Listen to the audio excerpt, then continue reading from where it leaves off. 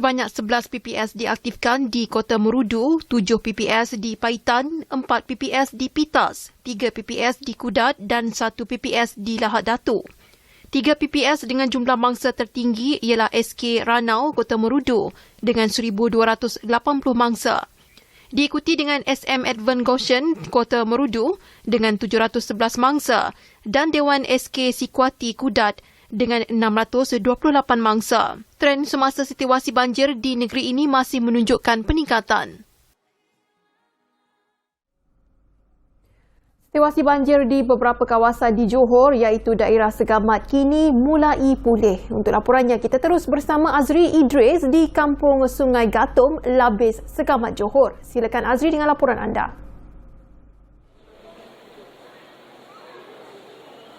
Terima kasih Nadia di Wisma bernama Kuala Lumpur. Ya Nadia, saya kini berada di pusat pemindahan sementara PPS di Kampung Sungai Gatum, Labis Segabat ini bagi mendapatkan liputan rasmi ataupun laporan rasmi mengenai situasi kejadian banjir di Segabat ini. Dan sehingga kini jumlah mangsa yang ditempatkan di PPS ini adalah seramai 151 orang mangsa daripada 31 buah keluarga. Dan data serta maklumat yang telah dikongsikan oleh Jabatan Pertahanan Awam pagi ini, setakat 8 pagi tadi, jumlah PPS yang telah dibuka di seluruh kawasan Johor ini adalah sebanyak 55 buah PPS dan jumlah penduduk yang terjejas adalah seramai 5,455 orang individu. Dan jadi untuk mendapatkan mengenai laporan mengenai PPS di Kampung Sungai Gatum ini, saya bersama-sama dengan Ketua Kampung Sungai Gatum, Labis Segamat ini, iaitu Ahmad Sa'adun Widrani. Terima kasih untuk kerana bersama-sama dengan Bernama TV pagi ini.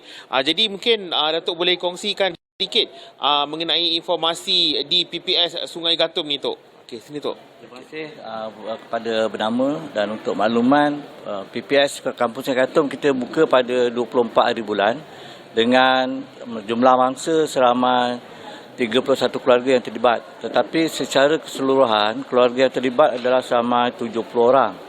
Tetapi yang mendaftar dan tinggal di PPS seramai 31 keluarga dengan ahli keluarga seramai 157 orang. Jadi untuk situasi semasa keadaan banjir di Kampung Sungai Gatum ni, mungkin Tok boleh kongsikan mengenai situasi dia, mengenai paras air, kejadian banjir dah surut ke apa, sebab kita tahu air kejadian banjir ni bergantung kepada aras air sungai dan juga laporan yang telah diberikan oleh Jabatan Saliran kan. Di Sungai Gatum, masalah utama ialah lempahan air daripada sungai.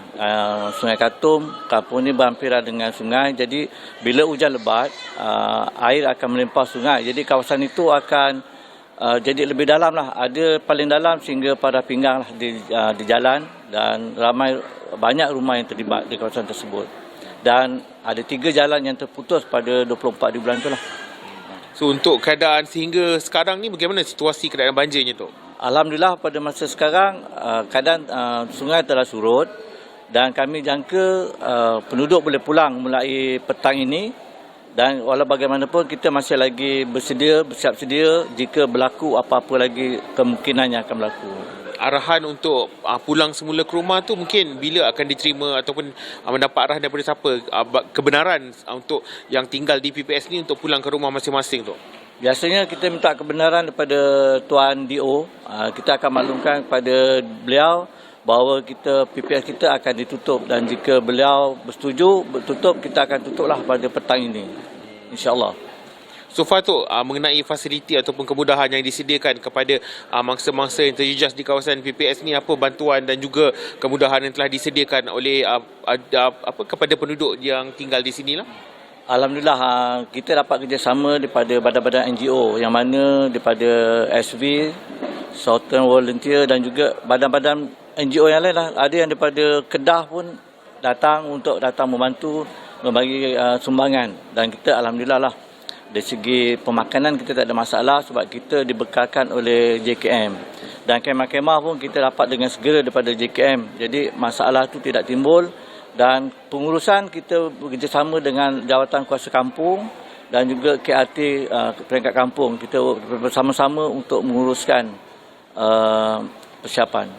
So far ada lagi mungkin sebarang masalah yang mungkin dihadapi oleh kawasan oleh penduduk-penduduk yang tinggal di PPS ni tu? Setakat ni tak ada masalah sebab kita daripada KKM pun setiap hari dia akan datang memberikan rawatan kepada mereka yang memerlukan lah.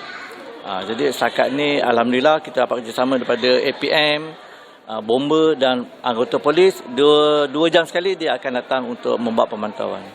So insyaAllah mungkin hari ini semua yang tinggal di sini dibenarkan pulang ke rumah masing-masing lah Tok. InsyaAllah harapan kami memang macam itulah sebab ramai dah rindu dengan rumah mereka dan ada di antara mereka dah berkemas siap untuk membersihkan rumah. Walaupun kita ada daripada ATM kata nak memberi kita bantuan untuk membersihkan rumah, tapi ramai daripada kita dah membersihkan rumah sendiri lah. So mungkin ada kawasan-kawasan kampung yang masih lagi memerlukan bantuan ataupun boleh menghubungi dengan ketua kampung untuk bagi mendapatkan maklumat ke ataupun bantuan sekiranya mereka memerlukan tu. Ya, bagi penduduk mereka akan menghubungi saya lah selaku ketua kampung untuk jika ada masalah. Dan ada juga NGO yang telah berjanji untuk membantu walaupun PPS telah tutup, mereka akan datang membantu dan kita akan maklumkanlah kepada penduduk yang terlibat. Terima kasih Tok kerana berkongsikan maklumat bersama-sama dengan Bernama TV hari ini. Jadi kepada anda yang terlibat dengan kejadian banjir di seluruh Malaysia, anda dinasihatkan untuk menghubungi dengan pihak-pihak yang berwajib ataupun berkuasa bagi mendapatkan bantuan ataupun untuk mendapatkan informasi selanjutnya. Dan jika anda diarahkan untuk berpindah ke PPS, anda digalakkan ataupun diharuskan berpindah ke PPS bagi memastikan tahap keselamatan anda dan keluarga berada pada tahap tertinggi. Dan saya kira Nadia itu saja yang dapat saya kongsikan dari Kampung Gatom Labis Gabang ini. Untuk itu kita kembali bersama Nadia di Wisma Bernama Kuala Lumpur. Silakan Nadia.